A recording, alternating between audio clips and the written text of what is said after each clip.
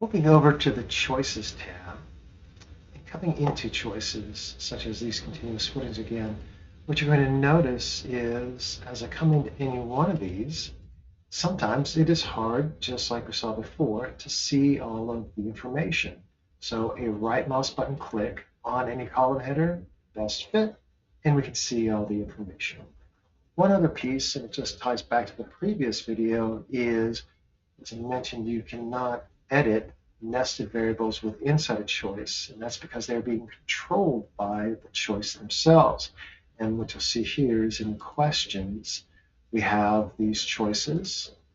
in variables such as yes, no, and thickness, and that is how Destiny Data Manager is able to manage and know what choice questions get exposed and when, and you do not need to edit those.